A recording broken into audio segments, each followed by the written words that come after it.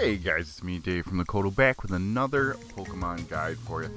Today I'll be going over what can break your radar chain. Radar chain is one of the shiny hunting methods in the two new Pokemon games, and as of 1.1.2 there have been some changes to it, specifically your chance of continuation. But we'll go over some of the obvious stuff first. As you can see up in the top right hand corner, I have a chain of 1 going right now, but some of the things that can break it that you might not know are if you exit the area. If I leave the area and it causes a reload of the screen, so if I go into a tunnel and come back, that'll break my chain. If I go into a building that's in the area and come back out, that'll break my chain. So remember those things. If you accidentally are charging up your radar and you bump into a house door, a door on a house, and you reload the screen, that'll break your chain.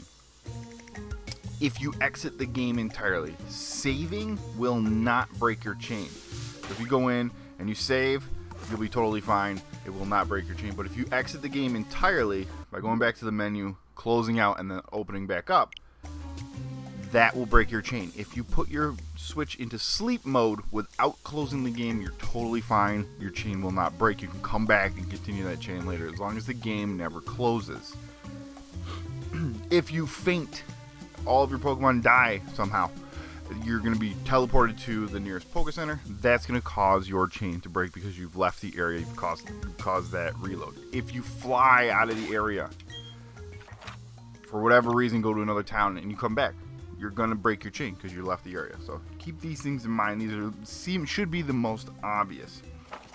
We'll get into a little bit more of the nuances here. If you are not running a repel, I have a chain of 1 right now.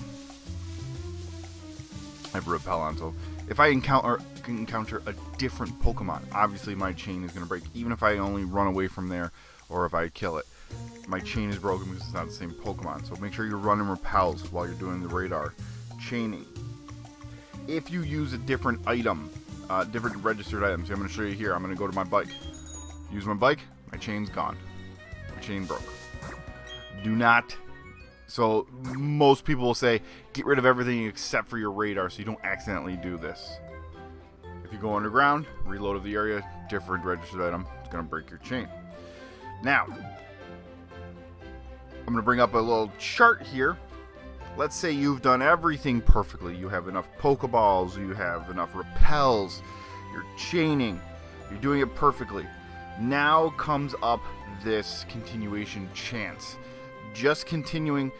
Once you enter a battle with a Pokemon in your chain, you have 2 options, well, 3 options. If you run away, you break your chain.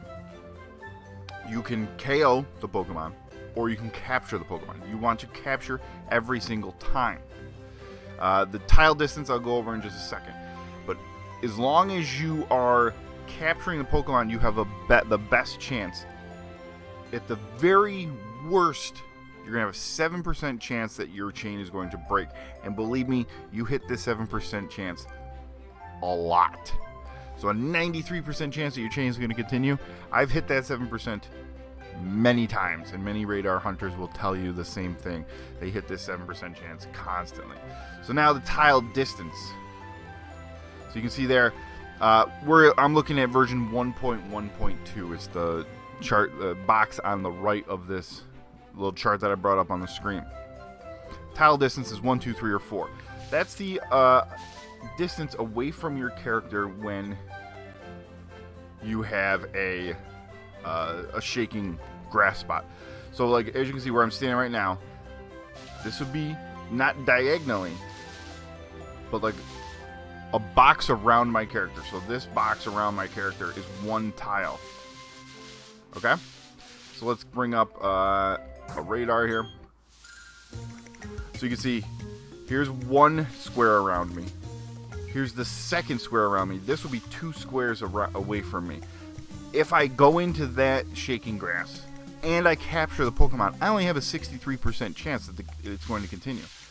Now, as you can see, let me move this out of the way a little bit. You can see there's one way, way, way, way far away. So here's 1 box. Here's 1 second giant square. Here's the 3rd giant square. That's like this right here. And this is the 4th giant square away from my original spot of using the radar. That's where this guy is. Now, I have my repels on. I have enough Pokeballs. I go into the shaking grass. I capture the Pokemon. I still have a 7% chance that the chain is going to break. That's just the way the game is programmed. It's just the way it's going to work. So you always want to, for the best options, have your repels on, have your Pokeballs, don't faint, don't leave the area, don't encounter a trainer battle or go into a house, and always look for a spot that's 4 tiles minimum. I don't know if you can go 5, but go for the 4th tile away, and you'll have the very, very best chances that your chain is not going to break. But hopefully this was useful to you. I was having some issues when I started radar chaining, not knowing exactly why my chains were breaking. Try to break it down a little bit there. If you know of any other instances that would cause the chain to break, leave them in the comment section. But I think I touched on all of them. If you have any questions, leave them in the comment section. If this was helpful to you, go ahead and share it with anybody else you know that's having an issue with this. Hit that like button so I know that you're enjoying the content. Like always, guys, good luck and have fun.